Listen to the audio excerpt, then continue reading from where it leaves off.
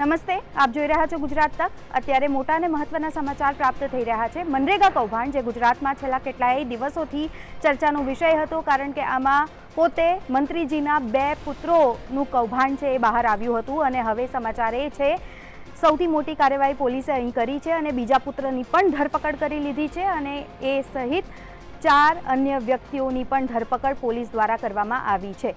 મંત્રી બચુભાઈ ખાબડના બંને પુત્રો કેટલાય દિવસોથી ચર્ચાનો વિષય હતા અને એમાં હવે પોલીસે મોટી કાર્યવાહી કરી હતી। જે સૌપ્રથમ પ્રથમ પુત્ર હતા એમની ધરપકડ છે એ 2 દિવસ પહેલાં થઈ ગઈ હતી અને જે બીજો પુત્ર હતો એ છેલ્લા કેટલાય દિવસોથી ફરાર હતો, ત્યારે હવે આખરે પોલીસના સકંજામાં બીજો પુત્ર પણ આવી ગયો છે।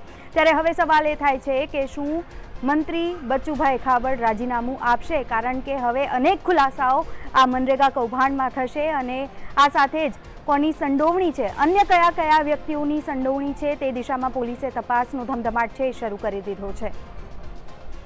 વિયો ક્લોઝિંગ તો આ સમગ્ર મુદ્દા પર આપના શું અભિપ્રાયો છે અમને કમેન્ટ બોક્સમાં જાણ કરજો। અત્યારે બસ આટલું જ, ફરી મળીશું લેટેસ્ટ અપડેટ સાથે। ત્યાર સુધી મને આપશો રજા। નમસ્કાર।